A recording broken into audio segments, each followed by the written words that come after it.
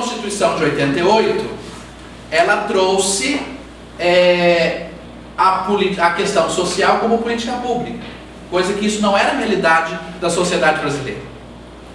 E eu costumo dizer assim, nessa relação, a igreja foi mudada de lugar, né? Porque não é a igreja que decidiu, por organização própria, pensar a nova configuração social. Não, a sociedade, a Constituição, pensou uma nova sociedade brasileira, deixou de ser relevante, né? Porque as igrejas, de modo geral, eram as grandes protagonistas de socorrer os pobres e de fazer todo o trabalho de proteção social, ou como a gente queira analisar isso depois.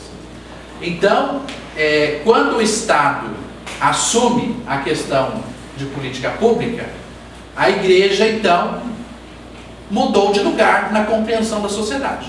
E essa relação instituição religiosa e política pública começa, então, a ter agora uma necessidade de, sobretudo eu acho, a igreja começa então a ter a necessidade de perceber quem ela é, onde é que ela está e qual o seu novo papel nessa configuração nova de Estado. Mas nós, enquanto igreja, de modo geral, mas nós, enquanto Cefras, temos feito um esforço de pautar essas questões e trazer para o debate, tentar entender isso e tentar dialogar com isso, né?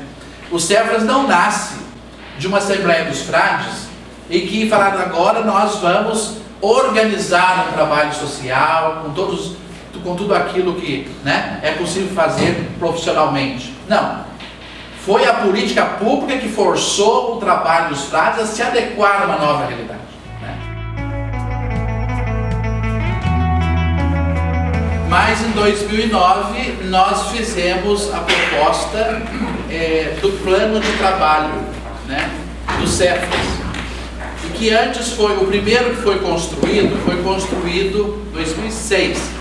A Assembleia de 2006 construiu um plano para um triênio, porque a província, enquanto organização religiosa, construía o seu plano de trabalho para cada 3 anos, né?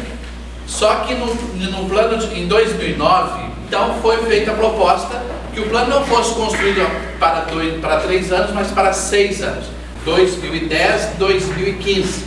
Naquele ano de 2009, foi discutido, né, a apresentação institucional e várias demandas de organização. Chegamos à conclusão que administrar uma instituição religiosa e, ao mesmo tempo, toda a demanda do trabalho social estava ficando praticamente inviável. O que significou isso?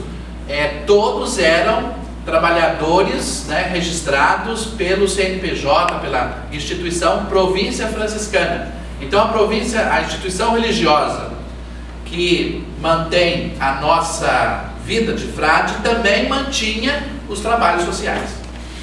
Só que a prestação de conta disso ficava muito complexa, porque o trabalho social é uma instituição filantrópica, a prestação de contas ia toda a nossa vida pessoal junto do trabalho social, porque você não presta conta de uma parte da instituição, presta conta do todo. Uma prestação de contas não muito clara, poderia ser contestada, mas vocês fazem obra social, prestar conta de filantropia e esse tanto de gente que vive aqui dentro dessa instituição, né? Então, na Assembleia de 2009, encaminhou que o Cefras, dali por diante, deveria ter uma personalidade jurídica própria. Quando a nova diretoria do Cefras foi nomeada, no começo de 2010, veio com essa missão, né? Fazer o desmembramento institucional e construir uma nova instituição e fazer o desmembramento institucional. E assim, então, nós começamos um processo de construção institucional, né? Então isso foi um desafio, porque os trabalhos não pararam nem um dia de funcionar. No mesmo ritmo e, ao mesmo tempo, paralelamente, nós fomos formatando, organizando uma nova instituição, criando o setor administrativo, criando todo o staff que precisa para uma instituição funcionar, né? E chegamos no que nós temos hoje. Tem a sede, a coordenação geral, com todos os setores que a gente hoje está organizado, os serviços também organizados em 3 setores, que a gente concebe o serviço em 3 setores, quer dizer, a forma de entender a administração do trabalho e as relações também de um trabalho em equipe, pensar sempre alguma coisa, nunca diminuir o quanto a gente pode a relação hierarquizada e ser mais socializada e partilhada, né?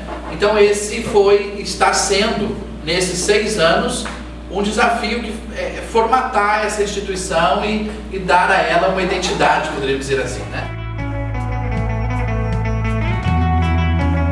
Quando nós transferimos o trabalho todo para a nova instituição, veio tudo, mas não veio uma coisa que era muito importante para o trabalho social: as certificações, né? A província tinha todas as certificações, que dava toda a proteção e credibilidade e respaldo legal para o trabalho, né?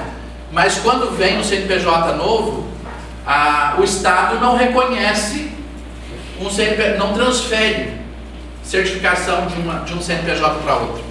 Então nós começamos a peregrinação de construir toda a certificação do zero, né?